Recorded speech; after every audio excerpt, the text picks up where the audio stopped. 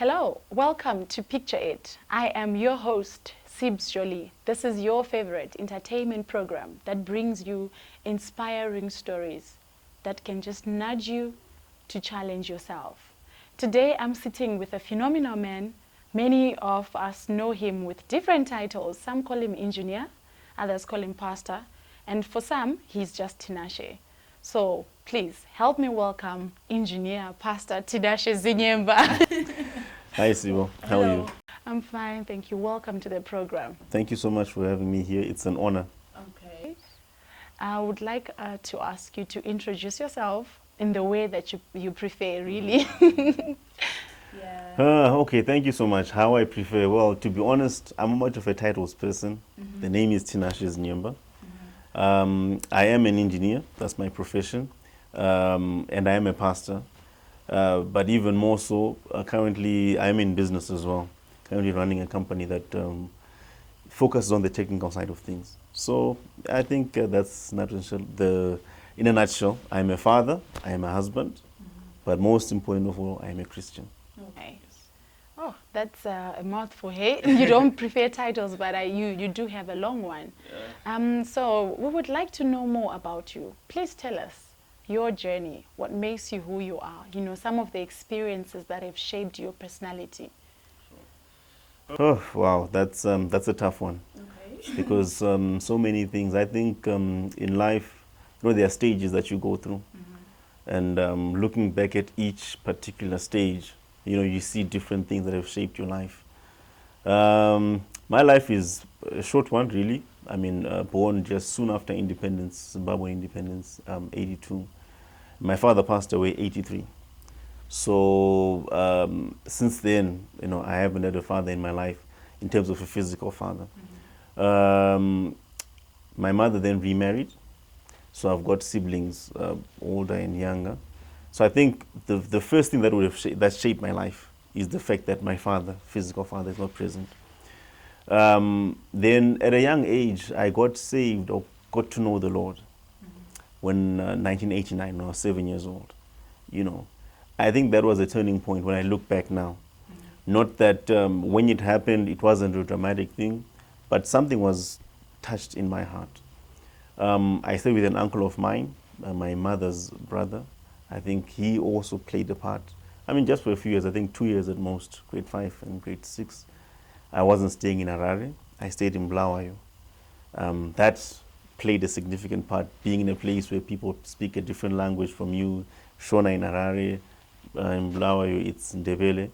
And then from there, I did 6 years of mission school, Roman Catholic, because Form 1 to Form 4, again, I was in the Matabeleland area, and I learned a lot.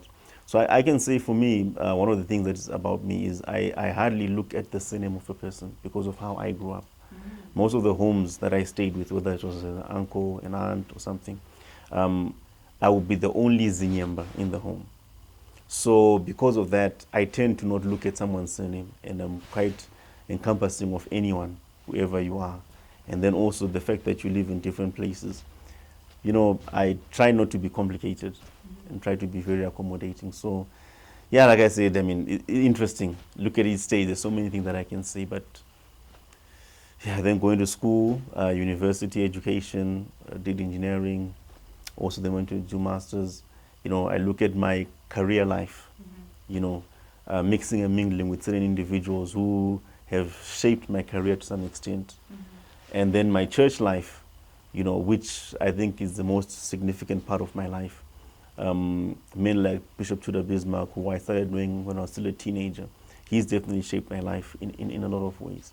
So, and then you've got the nation of Zimbabwe. When things went south, starting around 2000, that shaped my life to some extent. A number of investments lost, learning how to pray and have faith in difficult times, those kinds of things. So, yeah, I think interesting looking back. The question you've asked me, I haven't been asked that question in a long time, but. Okay. So can you speak a bit of Ndebele? Yes, I can speak Ndebele. Okay, please tell us something. Igama langu Tinashe Zinyemba. Ngilomfazi ngabantwana abayi-2. Okay. I think Yeah. I think I picked that up. He says his name is Tinashe. He's got 2 children. He's married, right? Yes, yes, yes. Okay. You mentioned about, the challenges that we went through as a nation and losing some investments. What do you think are some of the, pillars that you held on to that made you, rise up from losing what you had invested in? Wow. I think the understanding of that I'm still alive. I think when the fact that you're still alive. Sometimes when the world just goes down on you, you think everything is gone. But guess what? The sun still comes up. And even if you cry the whole day and the whole night, at some point maybe you can fall asleep. And guess what? You wake up and you realize the world has not stopped. So you walk outside, you see people still moving in the streets, doing what they're doing. You still need to eat. You still need to do all this. So I think that the fact, at the very bare minimum, that's what really got me up. And then there's also the faith element and the fact that there are other people who were doing something. So you also pick yourself up and you try to make it happen. I mean, it's whenever you've got a plan B, plan A won't work. So when you've got no other plan besides making it work, that's the way it goes. Okay. I understand you write in a column in the Sunday Mail. For how many years now? It's been for 2 years. For 2 years, yeah, coming on 3 now. Yeah. How that happened, look, I'm a scientist at heart. Okay. I'm not into writing. I don't have any qualification that endorses me to write. However, how that happened was actually quite surprising. Was there's a lady from our church who's an editor at the Sunday Mail. And there's some articles that we wrote, just about 50, 60 words that we write per month. And she said, look, there's an article, I'm an editor, can you write something for us? So I honestly thought she was joking. Because I did not believe she would be asking me to write something for the Sunday Mail. And I actually delayed writing, and the deadline was Tuesday, I think Thursday evenings when I sent something. And she said, no, it's okay, we'll put it in next week. So I thought she was joking, and lo and behold, it was in the following week. And I thought, it's just a one-off. And when the following Tuesday was coming up, she gave me a call and said, hey, we're waiting for it. Oh, okay. Okay, sure. And that's how you started writing. And I see you've got a book now. Yes. It's written Open Heaven Dynamics by Tinashe Zinyemba. What were you writing about in this book? Wow. Writing about open heavens. If you look at the Bible, it talks of, the Apostle Paul talks about the third heavens, it talks about angels, it talks about all these things. And most of us, when we pray the Our Father, we say, Our Father whom art in heaven. And many people write so many things about that. But regarding an open heaven in particular, there are not many books out there. So, we just went through scripture, through the Bible, and we wrote about how and why the heavens should be open. And then certain elements, because the book is in 2 sections. The first one explains what the heavens are. The second section that explains what are the dynamics involved. So for example, there's an altar that's required. There's a sacrifice required. There's the issue of prayer. There's someone who has to be the human element. There's the fact that God actually wants to open the heavens. So that's what we were just looking at, to using scripture to say, let's push for the heavens to open because God wants that to happen. Okay. So when that then happens, does it really just apply to everyone? Even if I'm not a Christian, can I also experience that? I think you definitely have to be a Christian. There's got to be a relationship with God. However, the way the heavens open, you can have a personal open heaven. You can have a family open heaven. You can have a national open heaven, or a church open heaven, or an open heaven over your business. So if you're not a Christian, you can be a beneficiary of an open heaven. Oh, okay. Yes. However, the heavens are not open over you, or you can be in a place where the heavens are open, but over your life they are shut. Or the heavens can be shut everywhere else, but they're open over your life. Okay. So there are a number of interesting dynamics regarding open heavens. So again, like I said, we just try to touch on those a little bit. Maybe in another version we'll go a little bit deeper. Okay. Interestingly, I would like to know more, about the engineer. Is that something that you wanted to do when you were 15 years old? I've always liked the sciences. Actually, it was either medicine or engineering. So at the back of my mind, I said, I think let me push for engineering because I think if I go the medicine route, it will be tougher to come back and do engineering. So I can do engineering, and it might be easier to branch out, and then do medicine later on. I think at some point I will do medicine. Because at heart I'm a scientist. I just love the sciences, getting to know things. But the thing with being an engineer is, they say there's a common adage that goes on that engineers make the world go round. Okay. Yeah, because we are taught to think in a particular way. You see, an engineer works from the answer backwards.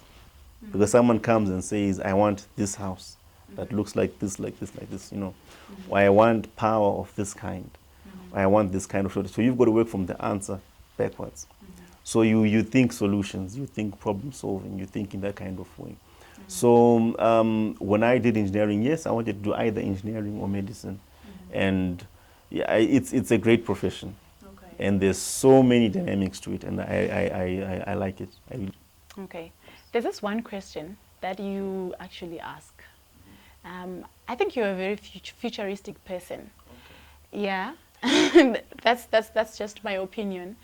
And there's one question that you asked. I'm not sure if I'm going to ask the question correctly, but it's about if you pretend you were 60 years old, and you are looking back at your life, how would you feel about your journey, or what would be your message to life? Wow. Yeah. If I was 60, I think what I would really like with where I am right now is I think my children, I would like them to respect me, to be proud of who their father is. My immediate children, as in, I think that would be one important thing. That when they look at me, they must say, wow, our father has done his best. Sometimes you can look at the physical elements of things, but, buying a house, buying a car, all those things are great. But after all is said and done, they might not be the most important things. But I would like, that would be the first thing, that if my children can look up to me and say, look, our father, I would want to be like my father when I grow up. That would really be a blessing to me, And then if we could really, as a people, maybe looking around maybe at my peers or people who are younger than me, issues of values and priorities, if people could hold on to those, and if I had played a part in the shaping of values and value systems. Okay. Just on a lighter note, I would like to know who your role model is. Wow. My role model, immediately right now, Bishop Tudor Bismarck, he would be a role model for me, But that's at a very personal level. Okay. But then you've got business, you've got even Christendom, you've got people that speak, people that are authors that write. So then in that element now, there are a few other people that I look at.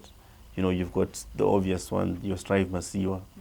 You've got other people who are a little bit closer to home, who we fellowship with, people in our industry, But at a personal level, definitely Bishop Tudor Bismarck, because of what he has managed to accomplish and who he is as a person, outside of the messages he preaches, but as a person. I really admire that. Okay. Just as a comment really about Zimbabweans, you mentioned the issue of values. I think we are also a people that is said to be people who have values. We have what they call Ubuntu. What do you think, are some of the key values that we should uphold as Zimbabweans that we already have? Sure. I think and it's unfortunate, I don't know, fortunate that I'm speaking when already you've said pastor, so people can take what I'm saying. But even if we remove the element of Christian, I think if we can hold on to, because the Africans, we are God-fearing. Whether people worship through African traditional religion or through Christianity or through Islam or whichever the case might be, but we are God-fearing. And the God-fearing element comes from the fact that we believe that in every single person there is a God element. So I think if we can keep that, if we can keep the fact that, just to fear God, then we begin to order around that and understand that there's the element that, you can't devalue someone. Okay. Yes. And those are good things. It's just unfortunate that through the difficulties that we've gone through as a nation, some of those values have been eroded. But if we can just continue being a God-fearing nation, if we can respect one another, respect our opinions, respect our differences, because you know what? We are all Africans. Okay. And whether you speak a different language from me or not, we're all Africans. Oh, there you have it, coming from an African. I would like to just ask one more question. Sure. Yeah, if you were to write a book, other than just the Christian that you're writing, what other subject would you be interested in writing?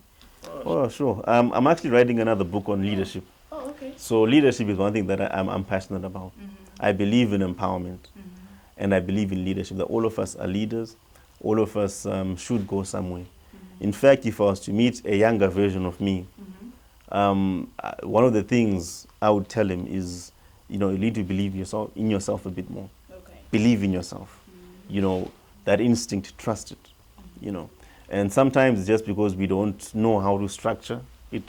So I am writing on leadership. That's definitely something that I have a passion for. Okay. Yes. I think I would buy your book, coming from the leader that you are. There you have it, viewers. We had engineer, Pastor Tinashe Zinyemba, but he prefers to be called Tinashe.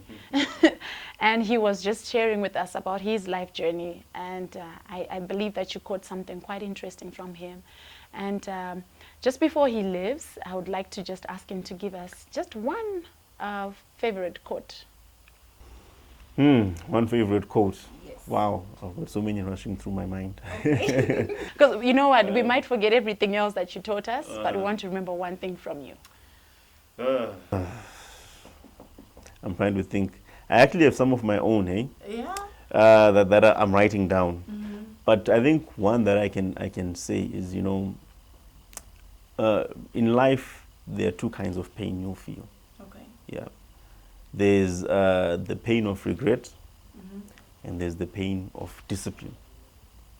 Okay, so the pain of discipline, it weighs grams, literally speaking 100 grams, but the pain of regret weighs tons. So it's your choice. Either way, you're going to feel pain. So my advice would be, feel the pain of discipline, work hard, do what you're supposed to do, rather than the pain of regret, where you're looking back and you're regretting the choices you've made. Okay. Yeah. There you have it, viewers. Choose between the pain of regret and the pain of discipline. That was Tinashe Zinyemba. Thank you very much for joining us. Until later. Ciao.